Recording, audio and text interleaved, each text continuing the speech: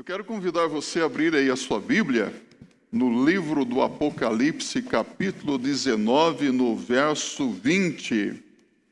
Apocalipse, capítulo 19, verso 20. Encontrou o texto aí na palavra de Deus? Então, assim diz a palavra de Deus. E a besta foi presa e com ela o falso profeta, que diante dela fizeram os sinais, com que enganou os que receberam o sinal da besta e adoraram a sua imagem. Estes dois foram lançados vivos no lago de fogo que arde com enxofre.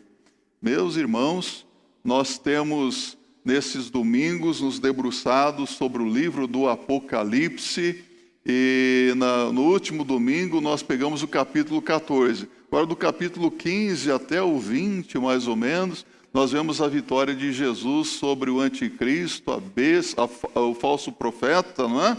Sobre o Satanás, vitória triunfante de Jesus. Estamos caminhando para o final do livro do Apocalipse. Deus tem falado com você? Tem abençoado a sua vida? Ótimo, porque eu quero aproveitar esse momento aqui para compartilhar com você um sonho que eu tive nessa madrugada. João tem visão, o pastor tem sonhos, né? Você costuma sonhar muito ou não? Eu não sou de sonhar muito. E geralmente nós sonhamos e às vezes nós não nos lembramos muito do que sonhamos, não é? Mas você já sonhou colorido alguma vez? Sonhar colorido? Eu sonhei colorido essa madrugada. É verdade. Eu sonhei que eu estava aqui diante da igreja pregando. Eu acho que foi porque ontem, por volta das 5 horas da tarde, eu comecei a ler a Bíblia, estudar, me preparar para pregar. Comecei mais ou menos 5 horas da tarde, quando foi 10 horas da noite, eu parei os meus estudos e saí com o poderoso Nick para caminhar com ele, fazer uma caminhada. Nick é o cachorrinho, né? Aí voltei para casa, descansei um pouquinho e fui dormir. Lá pela madrugada eu sonhei. Sonhei que estava pregando aqui para os irmãos no livro do Apocalipse. E eu estava empolgado, né? Eu amo uma palavra de Deus, empolgado, naquela empolgação. Aí levanta um dito cujo do meio da igreja e fala assim: pastor, não está na hora de terminar não? Está falando muito. Eu falei: tá bom, senta ali. Eu fiquei indignado. Meu coração azedou naquele momento. E eu falei: tá bom, vamos terminar o culto. E eu saí andando pelo corredor ali e a igreja estava cheia. Eu parei mais ou menos ali naquela porta, olhei para trás e falei assim: engraçado vocês, não é? Vocês vêm na igreja para receber cura, bênção, buscar a vitória na vida de vocês, mas eu estou falando para vocês que Jesus morreu na cruz, ressuscitou para nos dar a vitória para os nossos pecados, a vitória sobre o mal, que Jesus venceu a besta, o falso profeta, e vocês não querem celebrar Jesus? Vocês estão interessados em sair daqui para comemorar a vitória do seu time de futebol? Você não se alegra quando o seu time faz um gol nos 45 minutos do segundo tempo? Quando o seu time faz um gol, o que é que você faz?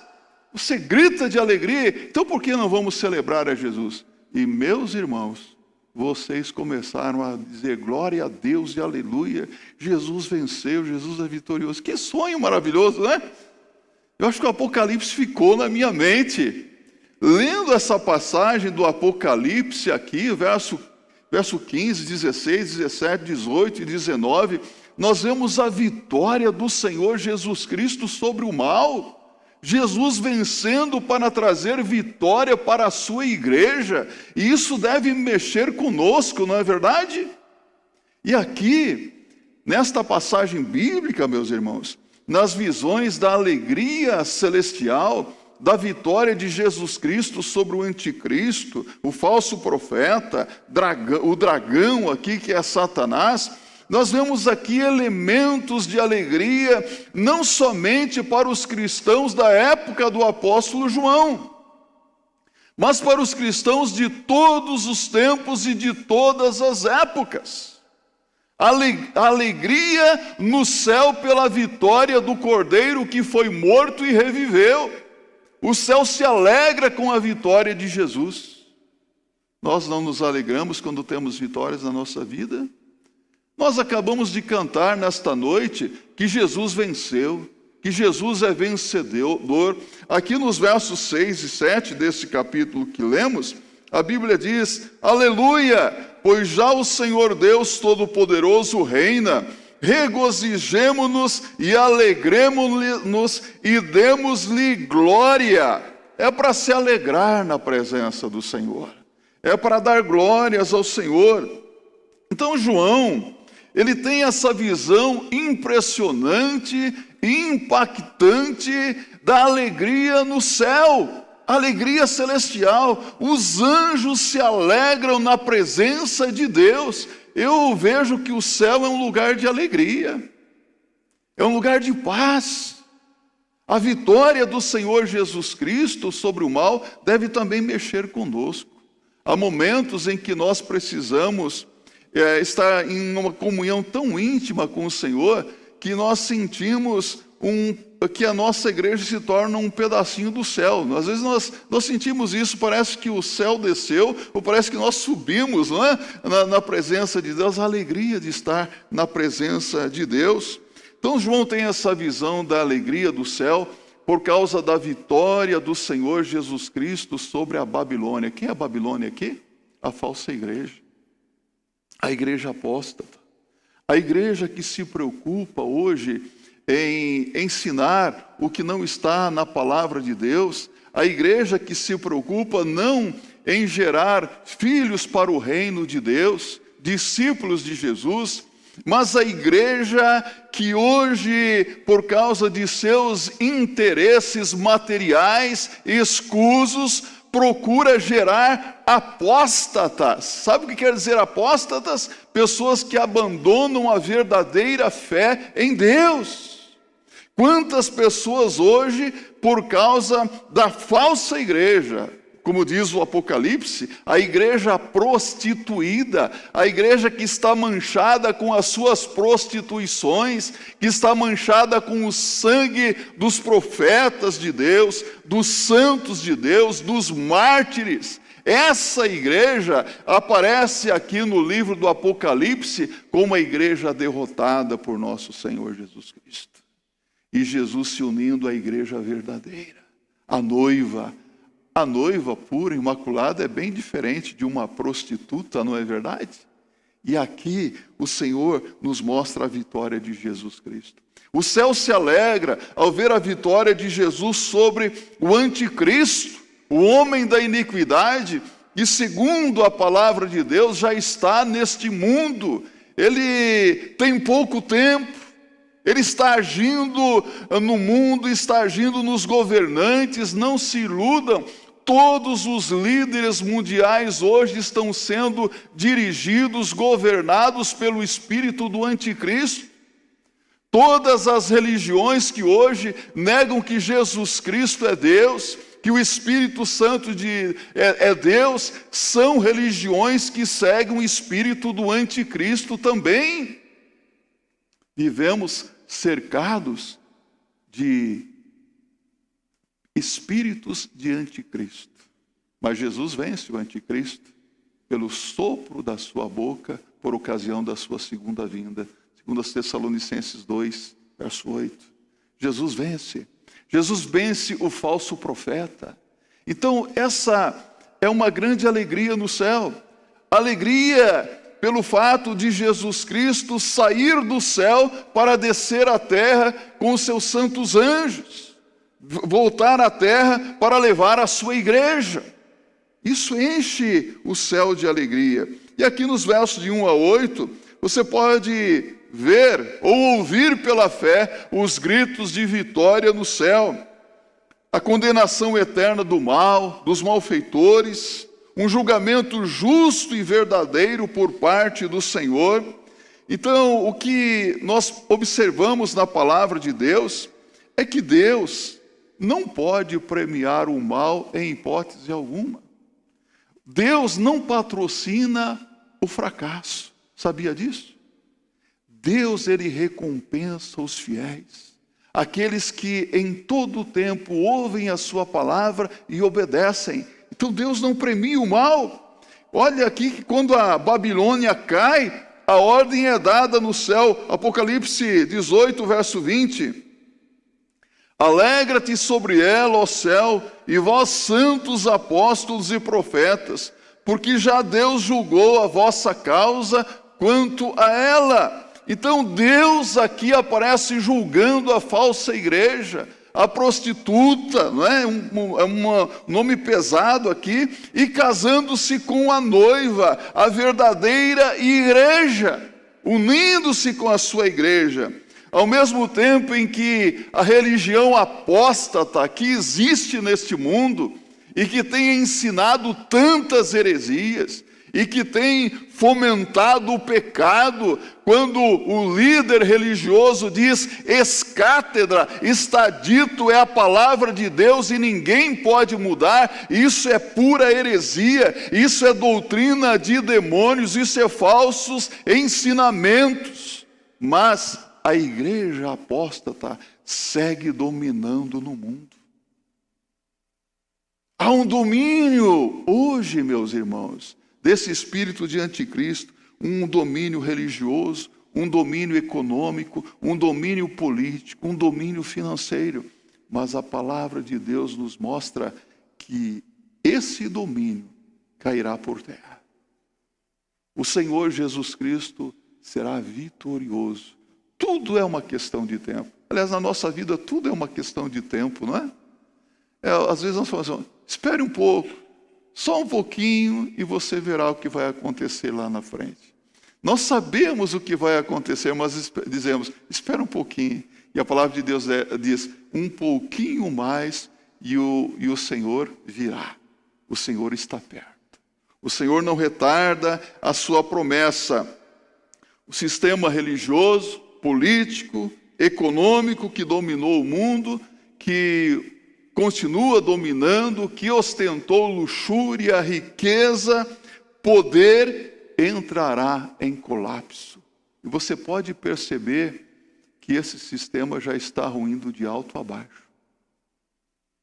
Você pode perceber também que as nações poderosas que surgiram, elas aparecem por um tempo e elas logo desaparecem. São como poeira levadas, não é? Pelo vento. Grandes impérios surgem e sucumbem. Você pode perceber na atual situação do mundo, quem é a superpotência da atualidade? Qual é a nação que é uma superpotência hoje? Estados Unidos está sucumbindo, meus irmãos. Essa superpotência está acabando. Não sei se é o Biden, não sei se é um esquema político, mas está colocando os Estados Unidos numa situação de praticamente miséria. Será que é só eu que estou vendo isso? Surge uma nova superpotência, a China. É a Rússia, há uma disputa pelo poder hoje no mundo. Mas a palavra de Deus nos mostra que essas superpotências, elas surgem, mas elas logo sucumbem também. Sabe por quê? Porque líderes se levantam com espírito de dominação para conquistar, para seduzir, para enganar muitas vezes, mas eles se esquecem de uma coisa, que o céu está atento a tudo o que acontece. E que há alguém que está sentado no trono, não é verdade? Quem é que está sentado no trono? Isaías capítulo 6, quando ele entrou na casa de Deus, ele teve uma visão do Senhor assentado num alto e sublime trono. Ele estava desesperado, porque o rei havia morrido. Ele achou que a nação estava agora à deriva, mas ele viu o Senhor assentado num alto e sublime trono. O trono não está vazio. O Senhor está assentado no trono do céu. O céu governa a terra, meus irmãos. O céu governa a história. O céu comanda tudo. Todos estão nas mãos do Senhor. Nós sabemos que o trono da terra está na mão do maligno hoje, não está? Você abre a sua Bíblia no Salmo 8, A Bíblia nos mostra claramente que Deus criou o homem como coroa da criação. Deus entregou o domínio da terra ao homem. O que foi que o homem fez? Entregou o governo da terra nas mãos do inimigo, nas mãos de Satanás. Por isso que quando Jesus foi tentado, o inimigo disse: tudo isto te darei se prostrado me adorares. Arreda-te, Satanás. Não. O que Jesus disse? O que Jesus disse? Também está escrito: ao Senhor teu Deus adorarás e somente a Ele servirás. O diabo dará o governo deste mundo para o anticristo, mas também será derrotado. Mas sabe de uma coisa? Você olha para a palavra de Deus e nós vemos que os céus se alegram. Os céus estão em festa. Nós olhamos para o livro do Apocalipse e parece que para nós é o que vai acontecer no futuro. Mas na verdade, a Bíblia mostra o Apocalipse como algo que já aconteceu. Sabe por quê? Porque Deus não está preso ao tempo. Existe o Cronos, o nosso tempo, e o Kairos de Deus, tem o tempo de Deus. Nós estamos presos ao tempo, mas Deus não está preso ao tempo. Deus já viu o nosso futuro. E às vezes nós ficamos tão preocupados com o futuro, não é? O que vai ser amanhã? Jesus diz: não vos preocupeis com o dia de amanhã, basta cada dia o seu mal. Por quê? Deus já esteve lá no seu futuro. Ele já conhece a história da sua vida, Ele sabe como tudo vai terminar. E aqui os céus se alegram, porque Deus está julgando os inimigos, Deus está no trono. Dele é a salvação, a glória e o poder. O poder da falsa religião cai, as máscaras um dia cairão e nós veremos quem é quem. Hoje muitas pessoas já deixaram de usar as máscaras, não é? Outros estão querendo usar mais máscara aí por causa da Covid, mas eu quero dizer para você, um dia as máscaras cairão. E nós veremos quem é quem. E nós teremos muitas surpresas. As máscaras, elas estão caindo aqui. O sistema religioso atual é condenado porque corrompeu a terra, levou as nações a adorarem os ídolos, desviou as pessoas do Deus verdadeiro, ensinou falsas doutrinas. E mais uma vez eu vou dizer para você, a religião atual está se esforçando para produzir apóstatas. E quando eu digo religião atual, eu não estou me referindo tão somente aí àqueles que ensinam a se prostrar diante de ídolos, de imagens de escultura. Eu me refiro também aos arraiais evangélicos. Quantas igrejas hoje que dizem ser igreja do Senhor Jesus Cristo, mas elas estão pregando o que não está na palavra de Deus. Pregam o evangelho da prosperidade. Entregue tudo o que você tem para a igreja fica rica e você fica pobre. Esse não é o evangelho de Cristo. O evangelho que diz: você é filho do rei, somos príncipes e princesas, precisamos exigir de Deus o que nós queremos. Você precisa declarar a cura, a vitória na sua vida e exigir de Deus. Isso é o que está na palavra de Deus? São falsos ensinos. Isso não procede de Deus. Sabe o que essas igrejas estão fazendo? Elas estão vacinando muitas pessoas contra o evangelho. Há pessoas que hoje não querem saber do evangelho porque viram e ouviram tanta coisa e falaram: eu ser um evangélico? Eu sei o que rola lá dentro. Essa religião será desmascarada também. Não é fácil ensinar a verdade, não é fácil viver a verdade também, não é? Mas nós devemos nos alegrar porque um dia tudo será revelado. Nada ficará escondido, nada oculto. Não apenas o mal será vencido, mas os malfeitores serão atormentados eternamente, diz o verso 3 aqui. E a Bíblia fala sobre penalidades eternas. Deus é justo. A igreja e os anjos adoram a Deus porque Ele está reinando, verso 4 a 6. Adoram a Deus porque Deus está sempre no trono, Deus sempre esteve no trono. O inimigo sempre esteve no cabresto do Senhor. Sempre esteve no controle do Senhor. Mas a Bíblia está dizendo aqui que agora chegou a hora do Senhor Jesus Cristo colocar todos os seus inimigos debaixo dos seus pés. A vitória chegará e não tardará. Então o livro do Apocalipse, eu quero que você perceba muito bem, que é um livro dos tronos. Deus está assentado no trono e Deus conquistará os tronos da terra. Vamos pensar nos tronos da terra? Quais são esses tronos da terra?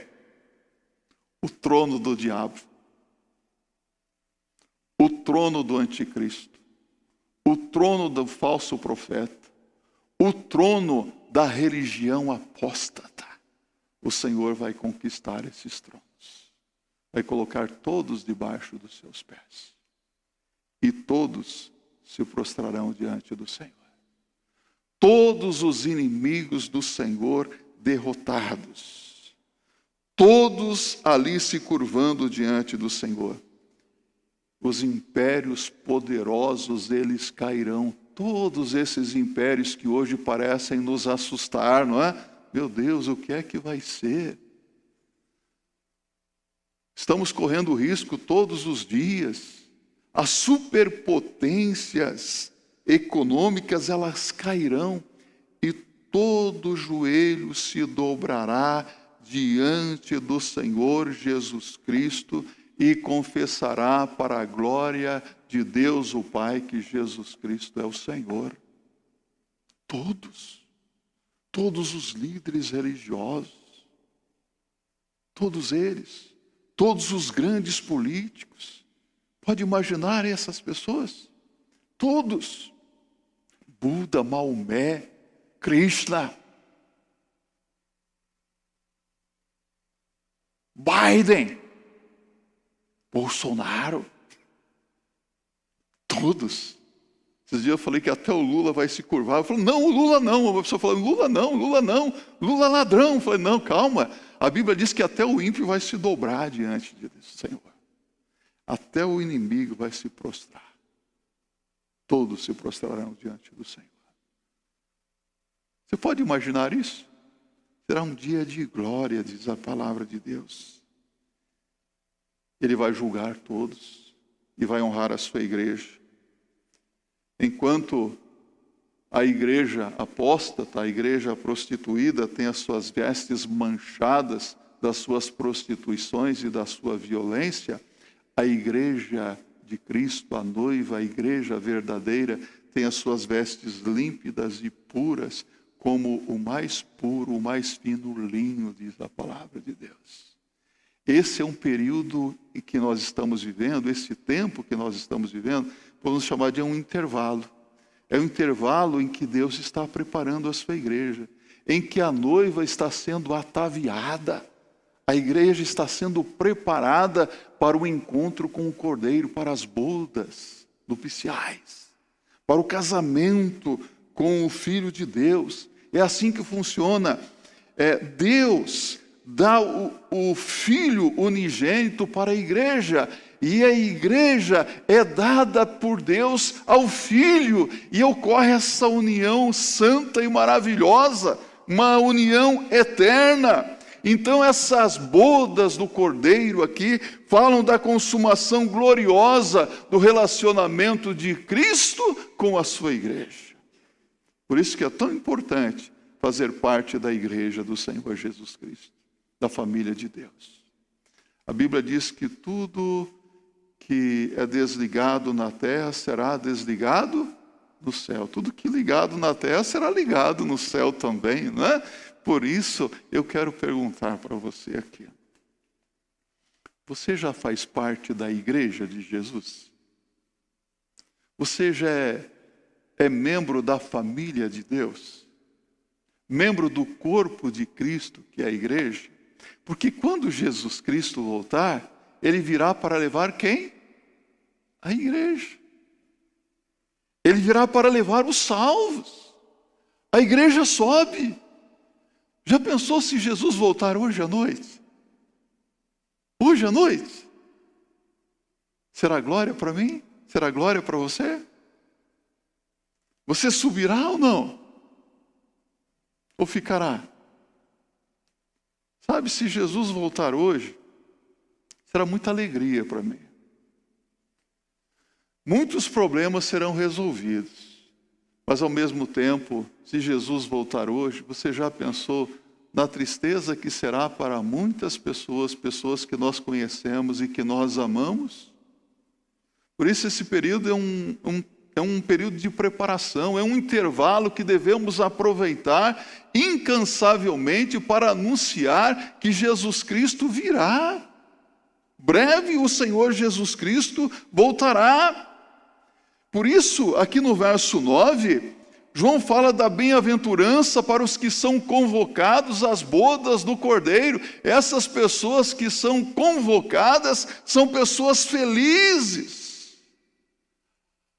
Sabe, eu tenho para mim que dentre todos os povos que existem na terra hoje, a igreja de Jesus é o povo mais feliz da face da terra. É ou não é? E você que já visitou algumas igrejas, você pode perceber, você sai daqui e vai para o interior de São Paulo, visita um outro estado do Brasil e vai para fora do país, você chega numa igreja lá, mas que alegria é estar com seus irmãos em Cristo Jesus. O povo de Deus é um povo feliz, é um povo alegre, é um povo diferenciado, é um povo abençoado. E eu digo para vocês, é um povo simples, o povo de Deus é um povo igual em todos os lugares. Um tempo atrás eu fui lá no Paraguai, fui pregar lá no Paraguai, preguei na terceira igreja bautista Estrela de Belém, preguei em Portunhol. Mas, que coisa linda! Uma igreja pequenininha, não havia reboco, aqueles tijolinhos, não é? De tijolinhos, não havia nem janelas naquela igreja, e aquele povo, mais ou menos umas 30 ou 40 pessoas cantando, e cantando com alegria. E a música, eu não conheço muito a música, mas a letra é assim: Cristo cambiou-me vida, cambiou-me vida. Eu só entendi, Cristo mudou a minha vida. Eu acho que é isso, não é, meus irmãos? Cristo mudou a minha vida, e testemunhando da mudança. E aquele povo cantou com alegria. A igreja é o povo mais feliz da face da terra. Mas vou dizer para você, a igreja é o povo mais feliz do universo. A igreja de Jesus. Independentemente de denominações. Hoje aqui as denominações nos separam, não é verdade? Mas lá na glória só estarão os remidos do Senhor. Hoje aqui nós temos separações, mas lá no céu só estarão os lavados pelo sangue do Cordeiro. Um povo feliz, um povo abençoado. Esse povo que faz parte da igreja do Senhor participará desse casamento aqui. Os convidados para as bodas aqui são as mesmas pessoas, os membros da igreja do Senhor Jesus Cristo. E esse casamento de Cristo com a sua igreja será um casamento perfeito, um casamento especial, um casamento sem crise, sem divórcio. Esses dias eu estava pensando em alguns casamentos que acontecem aí, que são deslumbrantes. O casamento do ano, não é? Mas vocês se lembram, alguns anos atrás, o casamento da Cicarelli com o Ronaldo Fenômeno? Foi num castelo, com toda a pompa e circunstância, luxo, comidas, bebidas, não é? Milhões foram gastos, se não me engano, naquela época 5 milhões. No outro dia o casamento acabou. O casamento de Jesus com a sua igreja é um casamento sem crise, sem divórcio, para sempre. Quanto tempo dura uma festa de casamento? Ora, no tempo de Jesus, um casamento demorava ali dias, uma semana às vezes, né? Hoje um casamento, aí, uma festa de casamento dura uma noite, né? A noite inteira. Sabe quanto tempo vai durar essa festa de casamento de Jesus com a igreja? Para sempre. Porque com Jesus é sempre festa. Na casa do Senhor é festa. É alegria.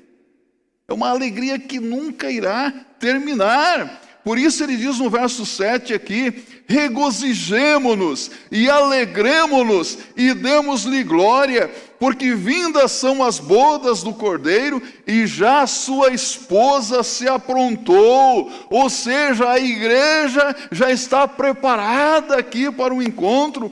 As bodas continuam não por uma semana, mas por toda a eternidade. Então será um dia glorioso?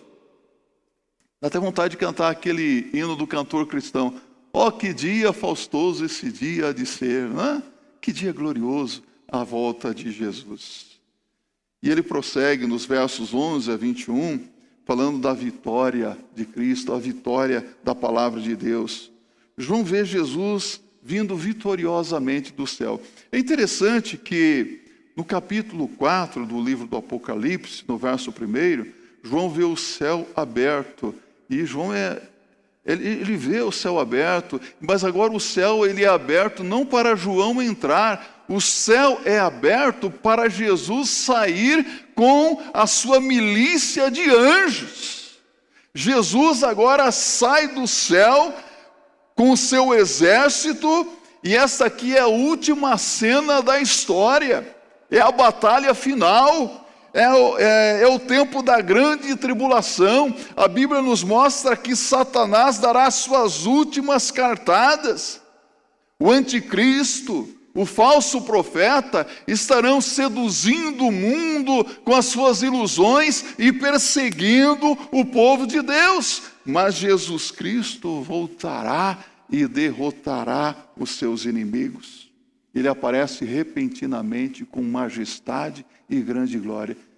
Deixa eu me perguntar para você. Você crê nisso? Você acredita que Jesus vai fazer isso? Não duvide. A palavra de Deus se cumpre, ela está se cumprindo. Eu acredito que nós estamos na 1ª hora da vinda de nosso Senhor e Salvador Jesus Cristo. Sabe quando nós chegamos no final do ano e nós estamos aqui naquela expectativa dos ponteiros se encontrarem para dar meia-noite? É a 1ª hora. Nós estamos na 1ª hora da vinda de nosso Senhor Jesus Cristo. Jesus pode voltar a qualquer momento, a qualquer instante. Jesus disse: a hora em que não pensais, a hora que você não estiver imaginando, o Senhor Jesus Cristo voltará. E aqui, meus irmãos, olha que coisa linda, dos versos 11 a 13, 15 a 16, ele faz a descrição do Rei dos Reis, do noivo aqui. Ele diz: ele é fiel e verdadeiro, um contraste aqui com o anticristo e o falso profeta, né, que é enganador. Seus olhos são como chama de fogo, ele vê além. Ele vê o oculto e o escondido. Olha aqui para mim. Jesus sabe tudo sobre você. Tudo. E um dia Jesus vai julgar os seus pensamentos, as suas ações, as suas atitudes. Ele vai julgar as suas palavras. Jesus, ele vai revelar o oculto e o escondido. Ele vai revelar os segredos dos corações dos homens. Quantos segredos nos corações, não é? Quanta coisa que a esposa não sabe, mas Deus sabe. Que o marido não sabe, mas Deus sabe. Que os filhos não sabem, mas Deus sabe.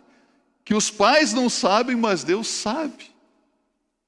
E Deus vai revelar os segredos dos corações dos homens. Você tem algum segredo? Tem algum segredinho escondido? É bom contar logo esse segredo para o Senhor, né? Confesse e abandone qualquer coisa escondida. Amém? Nada escondido, nada oculto, porque tudo virá à tona. E a Bíblia diz que naqueles dias os rostos irão corar. Quanta vergonha naquele dia. Deus tenha misericórdia, né? Deus derrame a sua graça sobre as pessoas. A Bíblia diz que da sua cabeça saem muitos diademas, ou seja, ele tem na sua cabeça a coroa do vencedor e do conquistador. Interessante, quando Jesus entrou em Jerusalém, ele entrou montado num jumentinho, não é? E agora ele vem montado num cavalo branco, não é? Jesus Cristo, ele vem vitorioso para vencer, para derrotar. Ele não vem como um salvador, ele vem como o juiz de toda a terra. Aproveite esse tempo para abraçar Jesus como Senhor e Salvador da sua vida.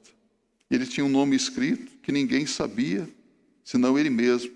Isso revela que na eternidade nós teremos muito ainda que conhecer a respeito do nosso Senhor, não é? Ele é a palavra de Deus em ação.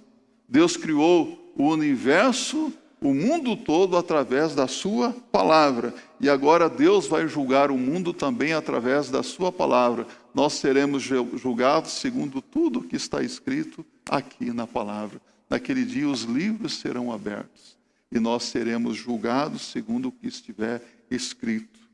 E o seu manto está manchado de sangue. Mas não é mais o sangue da cruz aqui, mas é o sangue dos seus inimigos. Ele vem para o julgamento.